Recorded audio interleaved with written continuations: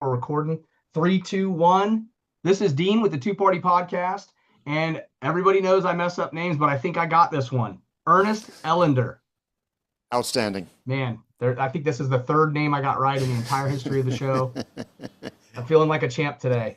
So Ernest, there's so many things, all my guests that come on are just amazing. They have great stories to tell. I've just done a little bit of research in the time I've had in the past couple of days. I fortunately, I was talking to you about earlier before we started that I've been sick. So pardon my voice, a little raspy today for the audience. They're probably like, who is this guy? But I've been homesick, a little raspy. But the research I have done, it's given me an opportunity to look at some of the different stuff about you. You're a life coach, a trauma coach. One of the things that caught my attention right away was the Brazilian Jiu-Jitsu coach. My son does that. I've just engaged in it. I make jokes. I'm a white belt for life. I think I work too much to really engage in the journey, but I do try. Third degree black belt, which is an amazing feat in the journey of jiu-jitsu, if anyone's aware of that. Small business owner, entrepreneur, PhD in clinical psychology, which is outstanding. I believe if I read it correctly, 15 years you've been doing clinical psychology.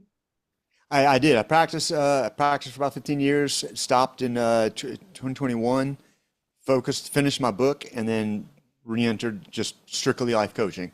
So you've been an author. I mean, there's a lot of things, but I'm going to let you set it off. So let's hand it over to you. Tell the audience a little bit about yourself, where you're from, a little background, and just share a little bit about yourself so the audience can get to know you a little more. Born and raised South Louisiana. I had kind of my image of a rather wonderful childhood. I mean, playing in the swamps and everything, and swimming and hunting and fishing. And it was just awesome. I really enjoyed that. Parents really stressed a lot of education, so I was always heavy into academics. Yeah. Swam as a kid. I was a big swimmer. I was a big swimmer as a kid. Yep. Okay. Yeah, we have a lot of parallels here, man. But, I loved any kind of swimming. We hydroslided, knee boarded and all that kind of water skiing, barefoot and all that. So awesome. Enjoyed it. Went to 1 year Boston College. Didn't do too well in the Northeast, so I came back to South Louisiana. New England's a whole different ball game. It is, and I don't think I was mature enough, wasn't ready enough, whatever. Yeah. It gets wild up there. Yes. I graduated from Nichols. Nice. Undergraduate English. Nichols is a little state college, 20 miles from here. Took a year off, went to Europe, studied over there. Nice. Came back, and I knew I wanted psychology, and also knew you can't do too much in psychology if you just have a bachelor's and in my family, everybody just pretty much expected you to go the distance. So I set my sights on that PhD. When I worked in in like clinics around here, like at the mental hospital and everything, I knew like that was the arena for me. I really just, like when other staff members are complaining, I was like, what are you complaining about? It just felt so like fun and easy. This is why we're here. We're here to relate to other human beings and just kind of help them out in different ways.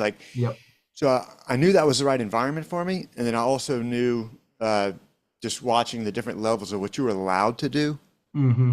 As a mental health tech, I was allowed to change bedpans and things like that. Right. You learn the getting down and dirty part of it. Yes. Yes. And so I knew I wanted that highest thing, So finished again at Nichols and then applied to these grad schools. Didn't get in the first year, got in the second year out in California. Went out to California, and so I was there when I was 26 or 27 years old. Yeah. And I was there for 1 year in this PhD program where you go right from bachelor's to PhD. Right. And I was driving around a year after I was there. And by then I'd already given up on my grappling, goal, because we didn't have any martial arts. We only had karate, taekwondo type thing. Yeah. I tried a few classes. I couldn't get into it. Yeah, I was going to say I lived out west in Oregon, Washington, and California, and until recently, probably the past decade, I'd say, it's always been just regular martial arts. Jiu-jitsu was not really a thing. It was always karate, taekwondo.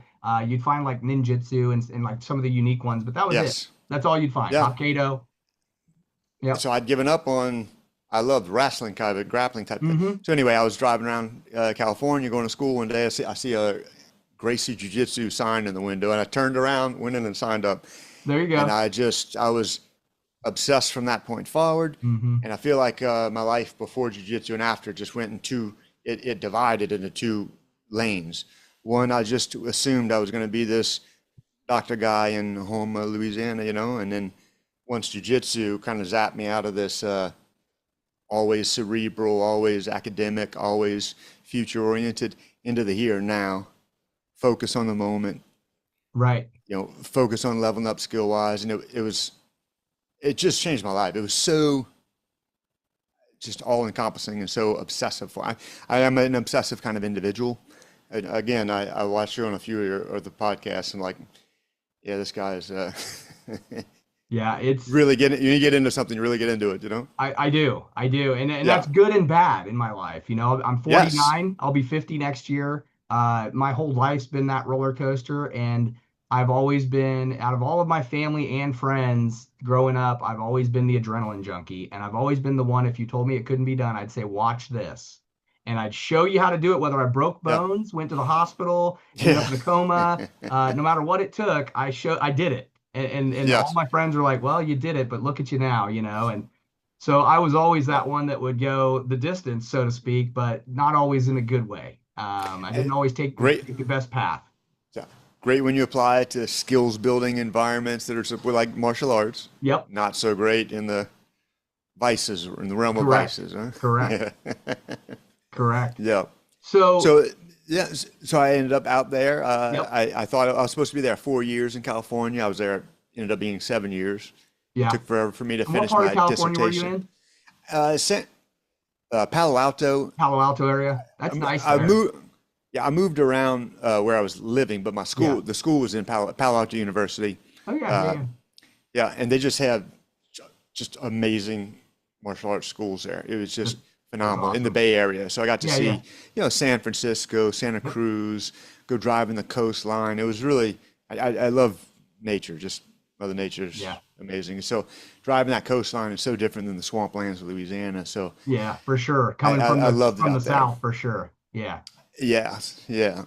I So can't tell you yeah. how many trips I've made up that Northwest Highway, from again, from all the way from Washington straight down California. I've drove from Florida to Oregon probably 3 or 4 times in my life. Oh man. Just drove it. One time, my grandpa growing up, he used to have this joke with us about his old school stories that he would be able to drive from Florida to Oregon in a week.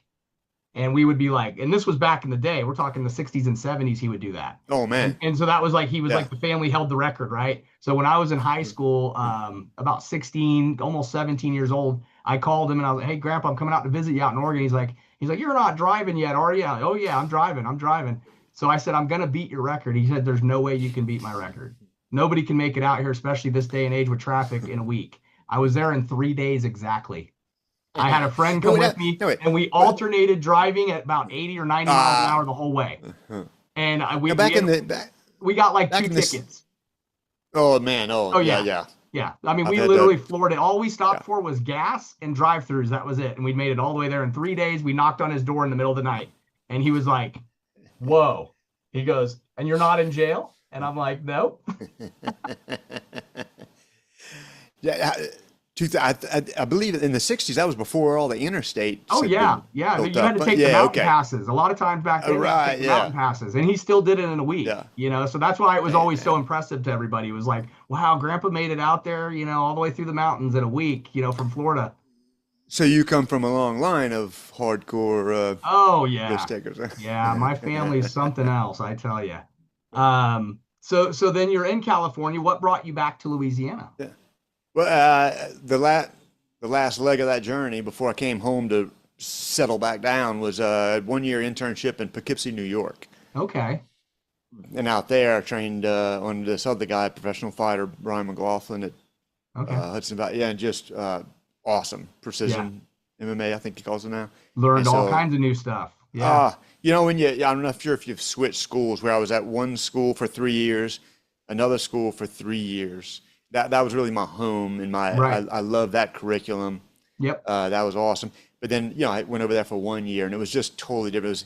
It went from combatives and kind of Brazilian Jiu-Jitsu style Yep. to, in New York, it was MMA style. Right. So I was introduced to boxing, Muay Thai, Yeah. More MMA physical and striking for and one yep. year. Oh, or exhausting and all Oh yeah. explosive, all that. And so I did 1 year there, fantastic. And then I came back, and I was just so ready at that point, 32 or 33 years old, ready to come back home, where all my family is still here. Yeah. My sister lives in New Orleans, 1 hour away, Hmm. and my other two brothers and my parents are all 6 minutes away from me right now. Still there. So yeah, a lot of people in South Louisiana are rather non-migratory. It's just very Right. it's family, family, family, and Yeah. Yeah. that's it. I love Which travel. is I love nice. seeing Yeah. things, but home, Yeah, exactly. And that's Yeah. always great. You always know when you come home to your hometown and you always feel welcome and comfortable. And it's nice to be Uh, that way. So I've lived in, Neat. trying to think, 40 of the 50 states I've physically lived in. What? Yeah, I've worked and lived in 40 of the 50 states, throughout my life. When we were younger, we moved a lot. We moved about every year. From the time I was about 5, we moved until I was about 15. We moved about every year.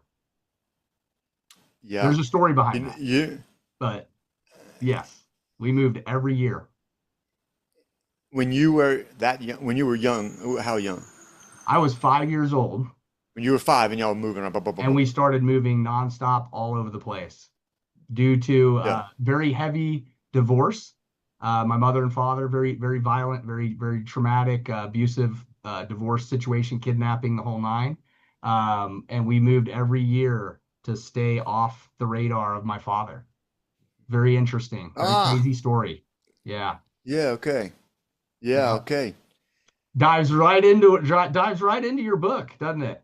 Oh, I was watching your show. I was telling you before Yeah. with that model, Yep.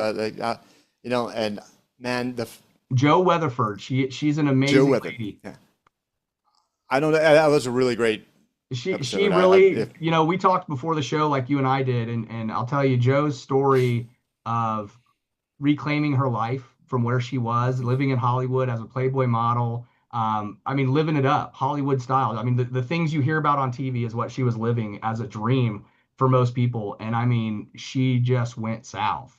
And yeah, to hear her story and where she's at now was just amazing on that episode. watching that episode. So did you? I don't know if you got a chance to even just look through a book at all, like the introduction Hmm. part, just I have like it pulled the up actually. so the table of contents. If you look at the different rules, right? Hmm. If you just pull up the rules, number four was like screaming in my head listening to you. You see number four? I'm We pulling it up must. right now. Number 4. Yeah.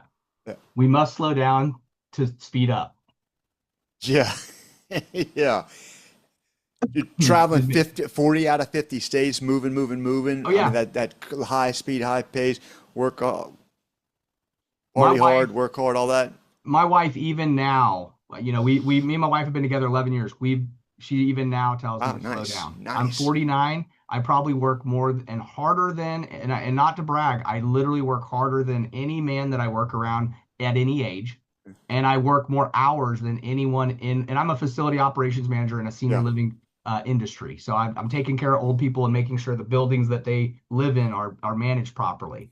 And I'm not kidding when I say I probably work more hours than most in the company, and I definitely outwork some of all ages, younger to older. Yeah. Just physically, Mhm. that's just who I am. And my wife's like, you got to stop. She's like, we've only been married 11 years. I've heard your stories. She goes, Uh, you're not going to make it very long. Like, I'd like to enjoy some of you, so stop working as much, she, no, you know? oh man. See, yeah. So your wife and I would be like like teaming up on you. Yeah, it's that But whole mentally I can't slow down, right? I just can't. But physically that I know I'm that getting there. that brings us to number two. Rule number Hmm. two. Which is who you are in sympathetic is not who you are in parasympathetic. Explain Sympathetic that. nervous, autonomic nervous system, broken down Hmm. into sympathetic and parasympathetic. The sympathetic nervous system is, I remember it as sympathetic to danger. So it's the fight, flight, freeze, or fawn response. Okay, so those four responses. So raised in childhood chaos, Hmm. we all of us do all four of them at different times, but we generally tend to kind of select one. Right. So it's fight, run, fawn others in the room, or freeze, kind of numb out. Right. You know, it sounds like yours would be one of the fight or flight ones, Right. I've in which it's never, high speed. yeah, I've never been in my whole life. I've never been one. So any trouble I've ever been in my life, I've owned up. Like I've walked, if I got in trouble with the law, I walked right into the police station, turned myself in. I've never been one to run from trouble. And I've never been one to back down when at any given moment. If someone came at me with a gun or a knife in my life, I have stood my ground. I've had some pretty good and bad experiences with that, but Yeah. I've never been the fight or flight in me has always been fight. There's never been much of a flight to me. I've always Uh-huh. been I'm standing here, you're not taking my space. And some of the, as we slow down to speed up, right, Yep. we begin to recognize a lot of the nuances of that. In the other aspect of who we are in sympathetic, now who we are in parasympathetic, we're just trying to understand the difference, basically like the primal brain versus the learning Hmm. brain. I like to simplify everything. I learned Yeah. all the fancy words and all the Yep. neurochemicals and stuff, but basically we have our primal brain, which is at the Yep. base of our brain stem, that is like motor, Hmm. shortly followed by intense emotion. So it's it's seriously concerned with our survival. And then the smart part of our brain is like our prefrontal cortex, all that stuff where we get really creative, intelligent, curious, and all that, and joy, all that kind of things are in the front of our brain. As we get activated, something anxiety provoking, the blood literally drains from the front part of our brain, and you watch it heat up on those Just goes thermal right back to readings the primal. right there, right? Yeah. So people who were raised in chaos and violence or extreme neglect, Right. they just stay in primal brain mode. Yep. So it's this, if that's all you've ever done and ever known, the primal brain is telling you, don't you dare slow down. It's my job to keep you safe. If you slow down, that's when they're going to get you. So don't slow down. Yeah. Don't slow down. Don't let your guard down. And so running That's it. 70, What you 80 just hours a said, week. what you just said, don't put your guard down. That's how internally I think one of my counselors asked me years ago how I felt all the time. And I said, I feel like I can't put my guard down, but I feel like I'm always on edge. In other words, I Yeah, can't my mind and I can't rest. Like not putting the guard down, but it's also I always feel yeah, like I'm on the edge of something changing that I'm not comfortable with, so I have to be on edge. yeah, And yeah. and one of my counselors, he was like, that is very odd, but he's like, it makes sense because you are always on guard.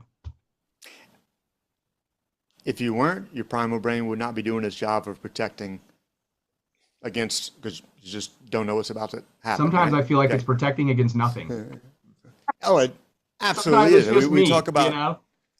absolutely. If there's not danger, it's going to make up danger Right, to calm it down. Because I like to say the primal brain is it's like our well-intended bodyguard. right. It's not very smart, but it's extremely responsive and Yeah. is very stubborn.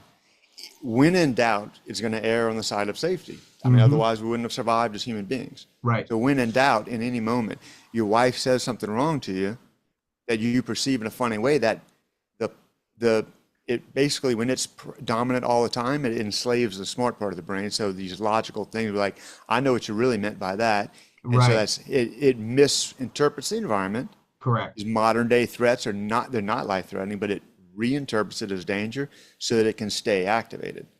Right. People work real hard because it's against fighting against the world, it's fighting against that, it's fighting against. Yep.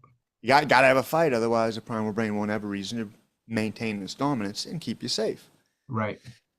So the concept of that rule too is to learn how to at first tolerate the calm, Right. and it's sometimes working with clients. They're like, I feel like it's torturing them to get them to sit still Yeah. and be calm for 1 minute. I was gonna say 30 They, seconds they, for some. You're right. they can't Yep. stand it. It's like pulling nails. And My then wife, my wife will grab my leg sometimes because I'm a real big leg bouncer. Yeah, like I just sit there. It doesn't matter. I Oh, can be completely calm and comfortable. I could probably smoke a pound of weed, and you could hit me with some yeah. tranquilizers, and my leg is still gonna shake. And she's always like, she'll grab my leg. We'll be sitting somewhere, and she just grabs my leg to stop me from shaking my leg, and I'm like, Yeah. I can't help it. It's just what my leg And does. that, to me, that is a testament of how powerful these systems are. Yep. Like you're cognitively focusing on chilling out. You're Yep. enjoying yourself on one level, but your primal brain has But one not body part's forgotten that got to stuff. shake. It is because that it you know from martial arts, Yep. going from static to movement is way worse than movement to movement. Yep. Like it's much more safe and much more lethal, much more Mm-hmm. quick to be already moving and then accelerate rather Yep. than static. The Mm-hmm. primal brain just doesn't want to do it. Right. And so we try all these different things. You try yoga. I do like a basic controlled breathing muscle relaxation thing, kind of get started Yeah. just to introduce to the concept of being able to tolerate the calm. I've been doing a lot more Um, meditation type breathing, a little bit more yoga recently. yep. I actually just started back for a 10 to 12 week program at Triton Fight Center. So it's a Band of Brothers ministry, and they're doing Grapple Chapel. So my son, of course, Oh, trains up there. Yeah, exactly. And I haven't been in a long time. So I just decided to dive in for a 12-week of a little bit of Bible study and a lot of jujitsu.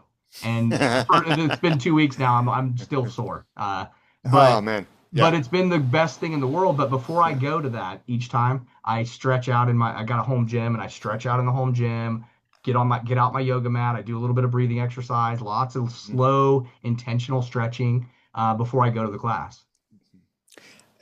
My most recent obsession that has also been, I think it's going to end up being my favorite. I'm just starting to use it teaching and coaching people, assisting Yep. with treating anxiety. I had heard this woman in Croatia was doing it, and I didn't get to go take it before the last hurricane smashed my house and had to deal Right. with all that.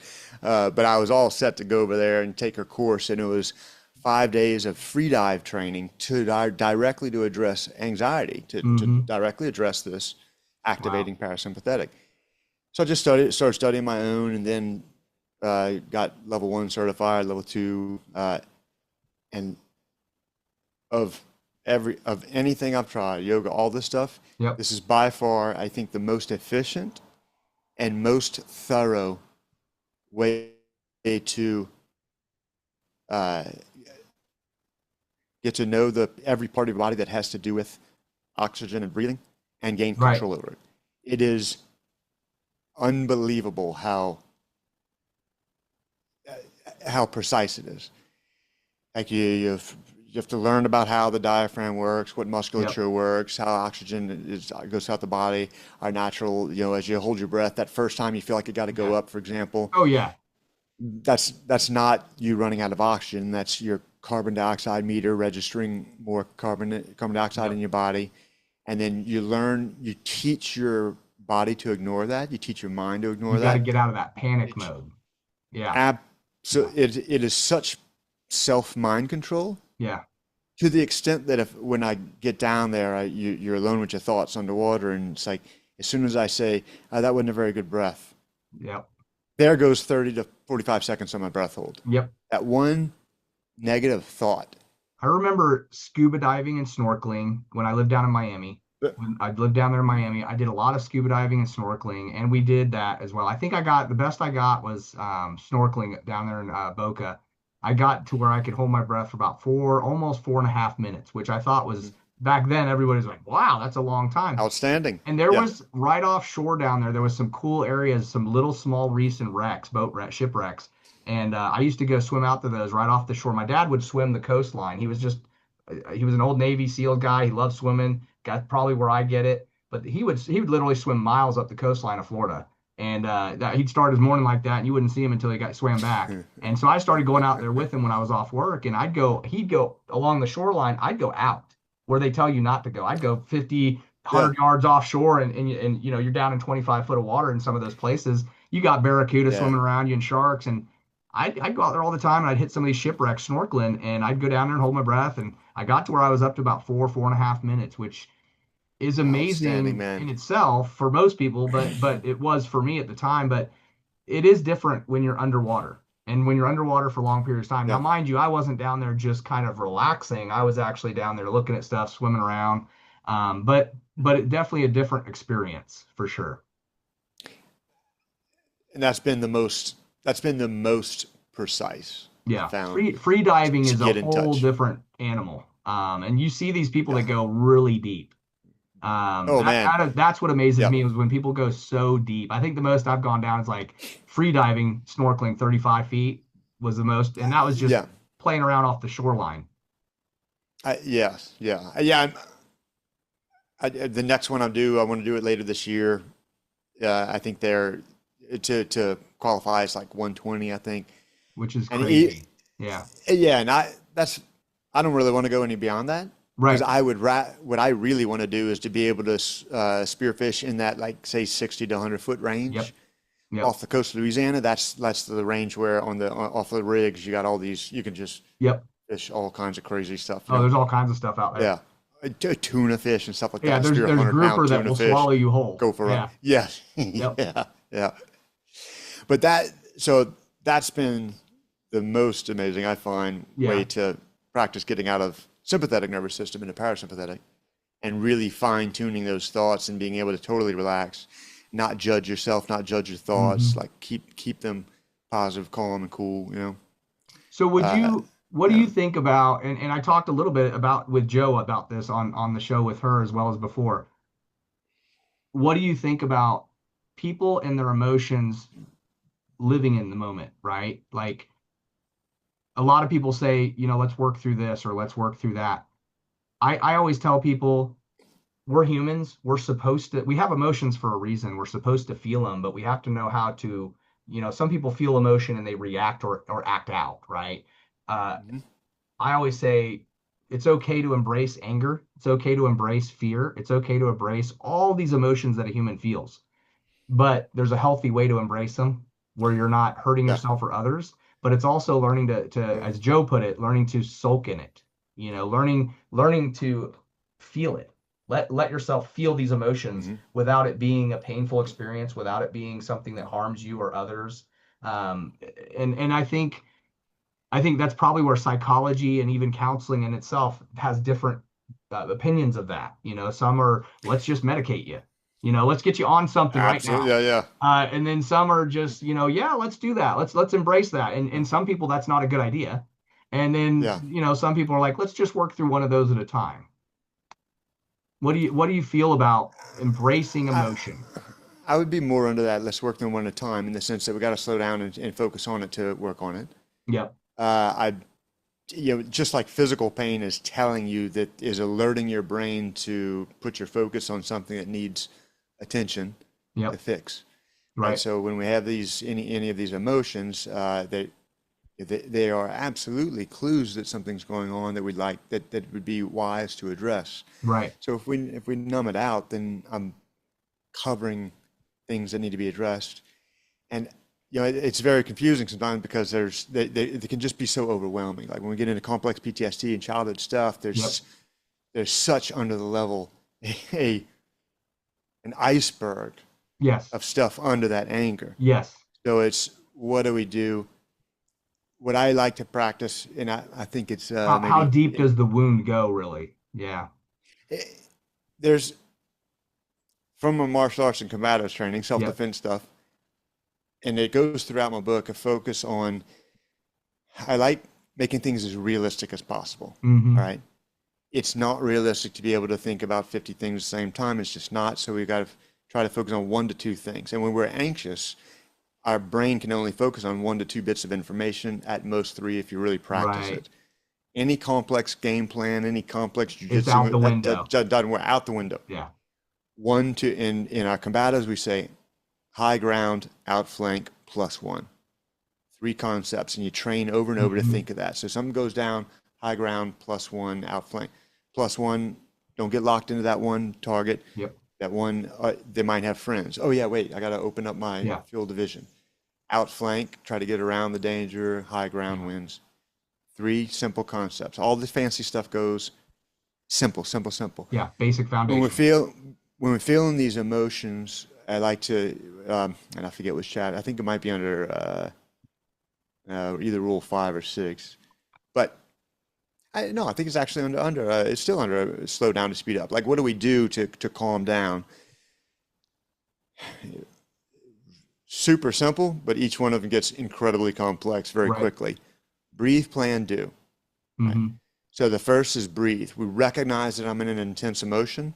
The Yep. breathing allows me to bring the emotion to a level of intensity that is more that I can function in. And if any of the emotions that are too intense, except maybe like joy and the fun ones, right? But any of the negative emotions that are so intense, any Yep. intensity, too depressed, too angry, too whatever, too rejected, humiliated, the blood goes to the primal brain. Right. And so I literally, my IQ, I like to say my IQ will drop 20, 30 points. I Right. cannot think clearly. So I will only be able to do part two plan well if I do part one Part one.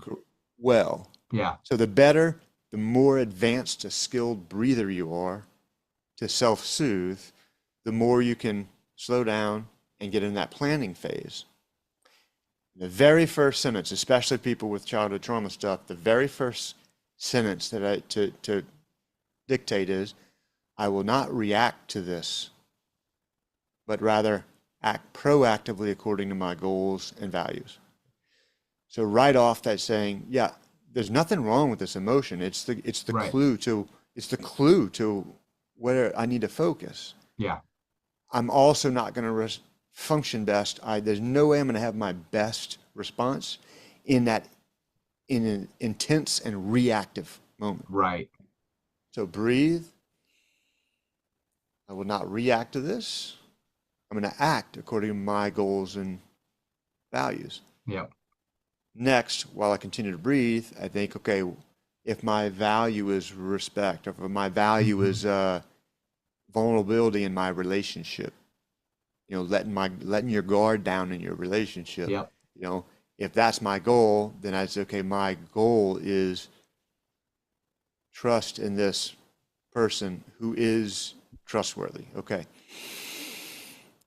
How would someone behave if they were able to function in a trustworthy relationship? They would do this. Okay, well, maybe I'm going to try that out. And Right. so you come up with a quick game plan, Yep. and a quick game plan is 10 times better than no game plan. Correct. Yeah. And we get more and more advanced as we Always be practice the prepared for the breathe. unknown, even if you're not prepared properly. I mean, sometimes you're not Yeah, prepared properly, but the unknown, you just want to be prepared. absolutely. To have some kind of game plan. Yep. And that is soothing there, to have a game plan. And it's a game plan according to your goals and values, not reactive. Yeah. And then do. I can plan all I want, but if I don't actually do something that moves me toward that goal, then my brain's not going to believe me next time that I'm going to actually do something about it and make the situation better.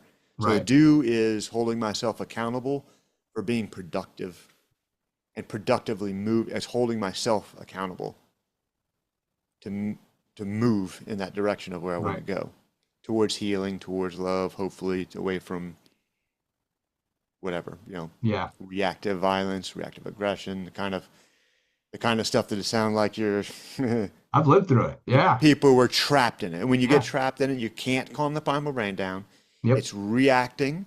And I promise, the vast majority of the people I've worked with who are done pretty terrible things, Yep.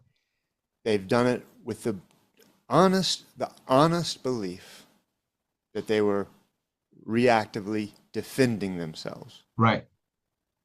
even while they were physically holding Yep. a child down or something. I mean, they believe protect.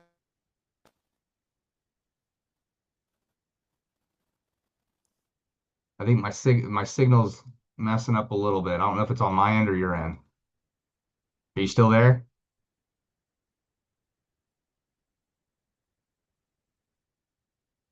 Are you still there? I might have lost you.